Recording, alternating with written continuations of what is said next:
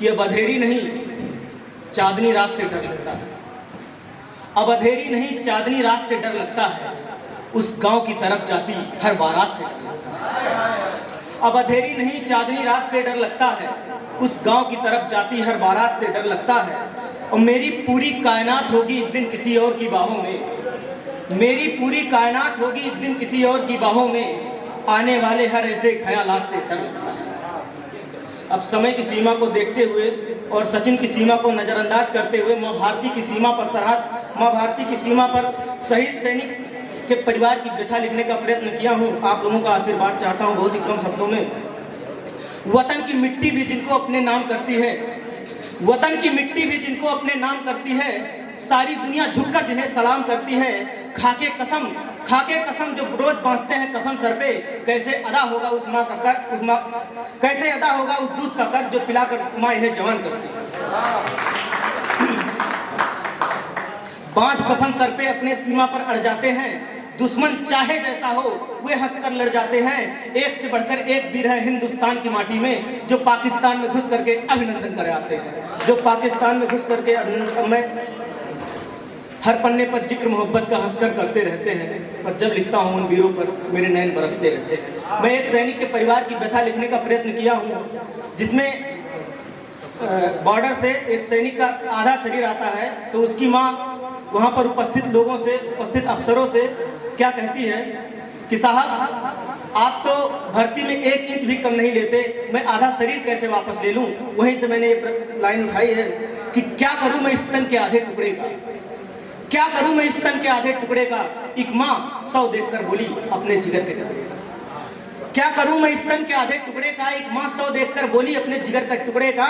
देश की रक्षा के खातिर इसने प्राण गंवाए हैं, पर बेटा एक बात बताओ ये कैसे वापस आए हैं, पर बेटा एक बात बताओ ये कैसे वापस आए हैं। भारत माता की रक्षा थी जिसकी अभिलाषा में, पाकिस्तान को भी समझाओ उसकी ही भाषा में। वो क्या कहती है वहां पे उपस्थित लोगों से कि उन आतंकों के गालों पर तुम चाटे 4 लगा देते, वो 10 सैनिक को मारे थे, तुम 2 को ही निपटा देते। फिर इस देश की सरहद पर कोई आतंकी ना आता, फिर भारत माँ की फिर इस देश की सरहद पर कोई आतंकी ना आता, फिर भारत माँ का कोई बेटा कफन ओढ़ के ना आता। अब उसकी पत्नी उस लाश के सामने क्या कहती है, उस विधवा की करुण चेतना चीख चीख कर कहती है, उस विधवा की करुण चेतना चीख चीख कर कहती है, क्यों मेरी मांगे सुनी करके छाती पीट के कहती है, मेरी चूड़ी मेरे पायल तुमको बहुत सुहाते थे, इस चेहरे की सुंदरता पर तुम ही पुष्प बरसाते थे। बेटों का पहचान गया मेरी अधरों का मुस्कान गया, शुक्रिया। बेटों का पहचान गया मेरी अधरों का मुस्कान गया, इस देश के लिए तो एक सैनिक मरा है साहब, मेरे घर का तो भगवान गया। इस देश के लिए तो एक सैनिक मरा है साहब, मेरे घर का तो भगवान गया। आगे देखिए, रंग में फीके हो गए, प्यारी बातें तीखे हो गए, खुशियों ने मुंह मोड़ लिया, बात बहुत तकलीफें हो गई। रंग में फीके हो गए, खुशियों ने मुंह मोड़ लिया, प्यारी बातें तीखे हो गए, करवा चौथ का व्रत ले गए, करवा चौथ का व्रत ले गए, होली का यूं रंग ले गए, दिवाली अब सूनी हो गई, बहनों की कलाई संग ले गए।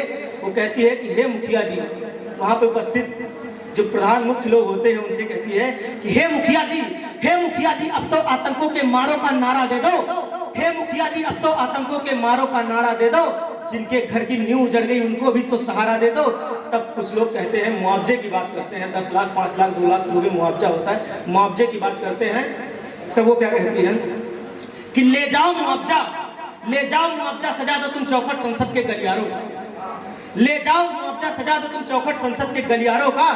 मुझको, अरे मुझको तो बस प्राण चाहिए मेरे प्रियतम के हत्यारों का, मुझको तो बस प्राण चाहिए मेरे प्रियतम के हत्यारों का। मैं 4 पंक्तियां और कहूंगा, उसके बाद अपनी जगह लूंगा कि जब मैं मर जाऊं तो इतना एहसान कर देना, जब मैं मर जाऊं तो इतना एहसान कर देना, मेरे लहू का एक एक कतरा इस देश के नाम कर देना, और मेरे जनाजे पे राम नाम सत्य भले ही ना बोलना मेरे दोस्तों, पर एक बार बुलंद आवाज में जय जय हिंदुस्तान, पर एक बार बुलंद आवाज में